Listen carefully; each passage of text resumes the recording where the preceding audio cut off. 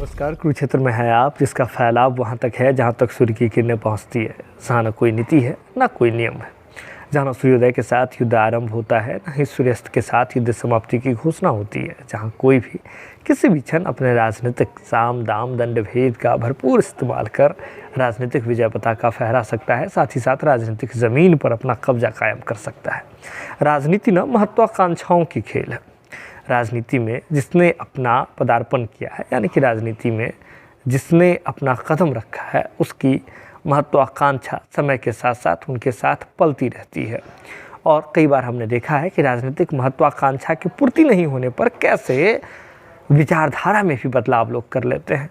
एक बात कहा जाता है कि मानव जीवन में विचारधारा ही है जो इंसान को एक नाम देता है, एक पहचान देता है। लेकिन राजनीति में विचारधारा की जगह जो है वह बेहद कम बसती है। राजनीतिक महत्वाकांक्षा के आगे हमने देखा है कि कैसे 2014 में भी बिहार की राजनीति में एक बड़ा बदलाव हुआ था।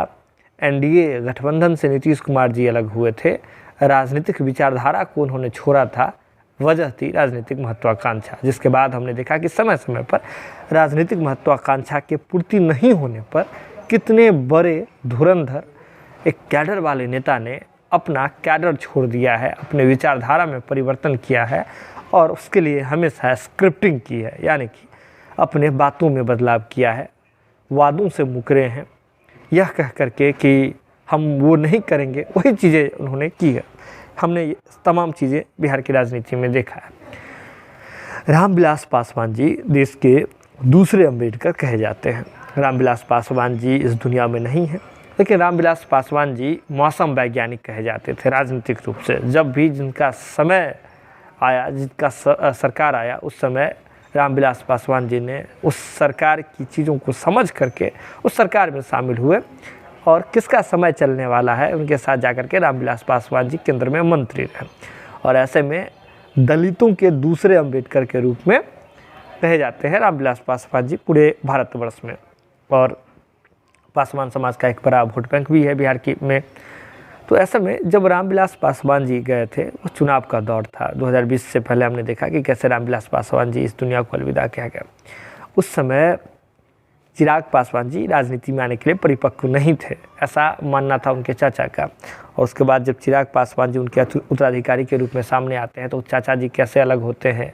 2020 का हमने चुनाव देखा। 2020 के बाद कैसे रामविलास पासवान जी की बनाई और सींची हुई पार्टी लोक जनशक्ति पार्टी, जिसका चुनाव चिन्ह बंगला छाप था, उसमें कैसे टूट होता है यह भी हमने देखा।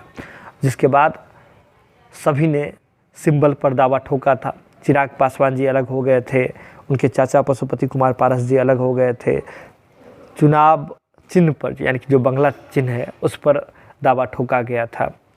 जिसके बाद हमने यह भी देखा कि जब चुनाव आयोग के पास जाते हैं सभी, तो ऐसे में चुनाव आयोग दोनों को अलग चिन्ह जो है वह निर्गत कर देता है। वजह होता है कि उपचुनाव, बिहार में उपचुनाव हो रहा होता है कुछ ईश्वर स्थान में। उस समय हमने देखा था कि कैसे चुनाव आयोग के पास यह मामला पहुंचा था, तो चुनाव आयोग ने दोनों व्यक्तियों को अलग अलग चिन्ह दे दिया था। रामविलास यानी कि लोजपा रामविलास बनी थी एक, जो चिराग पासवान जी जिसके राष्ट्रीय अध्यक्ष बनते हैं उन्हें हेलीकॉप्टर छाप दे दिया जाता है। और राष्ट्रीय लोजपा जिसके राष्ट्रीय अध्यक्ष पशुपति कुमार पारस जी बनते हैं, जो केंद्र में मंत्री भी हैं, वे बनते हैं। और उनका चुनाव चिन्ह जो है वह आपको बता दें कि सिलाई मशीन छाप दे दिया जाता है। लेकिन आपको बता दें कि वे चुनाव चिन्ह जो दिए जाते हैं चुनाव आयोग के द्वारा, वह तत्कालिक होता है, यानी कि बंगला पर अभी भी डिसीजन सुरक्षित है, अभी भी डिसीजन आना बाकी है चुनाव आयोग के द्वारा। ये चुनाव चिन्ह जो दिए गए थे दोनों व्यक्तियों को, दोनों गुटों को, तो दोनों पार्टियां जो बना दी गई थी वह चुनाव आयोग के द्वारा तत्काल में जो उपचुनाव थे बिहार में, इसको देखते हुए किया गया था। लेकिन बिहार में रामविलास पासवान पर दावा ठोकने वाले, यानी कि उनके विचारधारा पर, उनके मार्ग पर दावा ठोकने वाले फिलहाल दो गुट नज़र आ रहे थे, दो पार्टियां नज़र आ रही थी। पशुपति कुमार पारस जी का जहां यह कहना है कि वे रामविलास पासवान जी के असली उत्तराधिकारी हैं, उनके विचारधाराओं को, उनके सपनों को लेकर के आगे बढ़ रहे हैं। वहीं चिराग पासवान जी रामविलास पासवान जी के विचारधारा, यानी कि अपने पिता के विचारधारा को लेकर के कैसे आगे बढ़ रहे हैं, यह बात किसी से छुपी हुई नहीं है। पिछले दिनों में हमने देखा है कि चिराग पासवान जी कैसे अपने छवि में जो है उन्होंने काफ़ी बढ़ोतरी की है। जनता टॉकीज पर चिराग पासवान जी का आपने एक्सक्लूसिव इंटरव्यू देखा होगा, जिसमें उन्होंने नीतीश कुमार जी से यह बात कही थी कि नीतीश कुमार जी से हमें समझौता इसलिए मंजूर कभी भी नहीं है, ना भी है, ना कभी भविष्य में भी होगा, क्योंकि नीतीश कुमार जी ने हमेशा रामविलास पासवान जी के अस्तित्व को ख़त्म करने की पुरजोर कोशिश की। उन्होंने एग्जाम्पल दिए, चाहे 2005 की बात हो, इसके बाद समय समय पर कैसे लोजपा के पदाधिकारियों का विकेट गिराने वाला मामला हो, या फिर उससे पहले उनके घर में उनके बंगले को तोड़ने की साजिश हो। तो नीतीश कुमार जी ने हमेशा रामविलास पासवान जी के खिलाफ में विरोध की राजनीति की है। तो यह चिराग पासवान जी का कहना था, इस वजह से हम कभी भी नीतीश कुमार जी के साथ समझौता नहीं कर सकते हैं। लेकिन ज़मीनी स्तर पर पासवान का समाज का तो वोट बैंक तो फिक्स है बिहार में। इस वोट बैंक पर बीजेपी की भी नज़र है, इस वोट बैंक पर जदयू की भी नज़र है, इस वोट बैंक पर आरजेडी की भी नज़र है। लेकिन इसी बीच आपको बता दें कि अब हम आपको एक और बड़ी बात बताने जा रहे हैं। बात यह है कि रामविलास पासवान जी के विचारधारा पर चलने की बात कह करके जिस घर को रामविलास पासवान जी ने बनाया था, उसकी जब 2 फाड़ हो गए, तो अब जो है इसी मुद्दे को लेकर के कि रामविलास पासवान जी के विचारधारा पर चलना है, अब उसी घर के 3 फाड़ होते हुए नज़र आ रहे हैं। आपको बता दें कि आज एक घोषणा हो जाएगा, आज हो जाए या फिर अगले 48 घंटे बेहद अहम है, उसमें हो जाएगा एक घोषणा जिसमें लोजपा जो है, जो ओरिजिनल लोजपा थी, वह टूट करके अलग अलग हिस्सों में अब बट जाएगी। अब 2 फाड़ नहीं बल्कि 3 फाड़ हो जाएगी। क्या है पूरा मामला, चलिए आपको बताते हैं। यह क्यों हो रहा है पहले ये समझ लीजिए। जो करने जा रहे हैं लोजपा का फिर से एक और हिस्सा करने जा रहे हैं, उनका यह कहना है कि जब से लोजपा में डिवीज़न हुआ, रामविलास पासवान जी इस दुनिया से चले गए, उसके बाद जो लोजपा 2 हिस्सों में बटी, उन दोनों लोगों ने, उन दोनों पार्टी के नेताओं ने और जो नायकों ने, कहें तो राष्ट्रीय अध्यक्षों ने दावा किया कि हम रामविलास पासवान जी के सपने को लेकर के आगे बढ़ेंगे, उनका जो अधूरा काम है उसको पूरा करने का काम करेंगे। लेकिन समय के साथ वे दोनों लोग जो हैं वह दिशा से भटक गए, अपने अपने राजनीतिक स्वार्थ को साधने में लग गए, रामविलास पासवान जी का सपना अधूरा रह गया। तो इस वजह से हम अलग दल जो है वह बनाने जा रहे हैं, ऐसा कहना है, ऐसी बातें आ रही है। अब समझिए, यानी कि सीधे तौर पर निशाना था चिराग पासवान जी की ओर और पशुपति कुमार पारस जी की ओर। यानी कि इस नेता का कहना है कि वे जो हैं, चिराग पासवान जी ने भी अपने पिता का सपना पूरा नहीं किया और पशुपति कुमार पारस जी भी, उन्होंने भी अपने भाई का सपना पूरा नहीं किया। इस वजह से हम नई पार्टी जो है वह बनाने जा रहे हैं। क्या है मामला और कौन है वो नेता, अब आपको जानने में दिलचस्पी होगी, तो चलिए आपको बताते हैं। आपने कुछ समय पहले ही जनता टॉकीज पर एक खबर देखी होगी, हमने दिखाया भी था आपको कि कैसे लोजपा में जो राष्ट्रीय लोजपा जो टूट करके बनी थी, उसमें श्रवण अग्रवाल गए थे। श्रवण अग्रवाल काफ़ी पुराने नेता हैं, बहुत पुराने समय से, लगभग 30-35 साल से राजनीति कर रहे थे। लेकिन जब लोजपा में टूट हुई थी, उस समय उन्होंने पशुपति कुमार पारस जी का साथ दिया था। तो उस समय उनका ये कहना था कि पशुपति कुमार पारस जी ही हैं जो रामविलास पासवान जी के सपनों को समझ सकते हैं, रामविलास पासवान जी के साथ रहने, उनके साथ घूमने फिरने और उनकी नीति को समझने का उनके पास अनुभव है।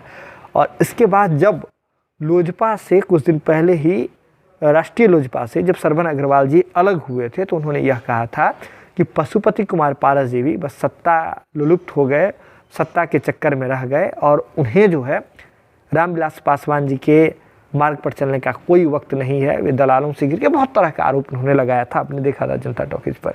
इस समय यह मान करके चला जा रहा था कि अब जो है वे चिराग पासवान जी के साथ जाएंगे, यानी कि श्रवण अग्रवाल चिराग पासवान जी के साथ जाएंगे। इस वजह से उन्होंने छोड़ा है पशुपति कुमार पारस जी का साथ। इसके बाद तरह तरह की बातें भी आने लगी।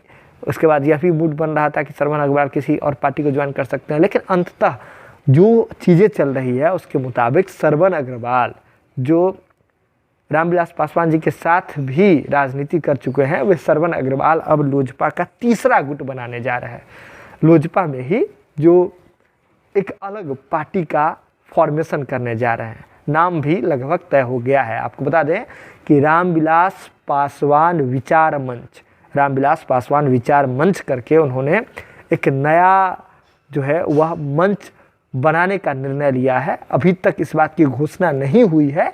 अभी देखिए कुछ देर में या फिर 48 घंटे के अंदर सब कुछ हो जाएगा। भीतर खाने से ये पुख्ता खबर है कि उन्होंने एक नया जो मंच है उसे बनाने का पूरा मन बना लिया है। उसके लिए वे ड्राफ्टिंग भी कर रहे हैं, बहुत सारे नेताओं के साथ संपर्क में हैं, लोजपा के दोनों गुटों से, यानी कि दोनों पार्टियां जो लोजपा से टूट करके बनी थी, चिराग पासवान जी वाले लोजपा रामविलास से और पशुपति कुमार पारस जी वाले राष्ट्रीय लोजपा के नेताओं के साथ भी वे संपर्क में हैं। यानी कि जो रामविलास पासवान जी के विचारधारा को मानने वाले लोग हैं उनको ले करके वे एक नया मंच जो है वह बनाने जा रहे हैं। मंच समझ लीजिए, मंच क्या कहें उसको, पार्टी ही आगे जा करके वे बनाएंगे और सीधा उनका उसके पीछे ये है कि सभी लोग जो नाराज़ हैं दोनों से, उससे हम एक विकल्प देने जा रहे हैं। यानी कि रामविलास पासवान जी के सपने को पूरा इन लोगों ने नहीं किया, इस वजह से हम बना रहे हैं।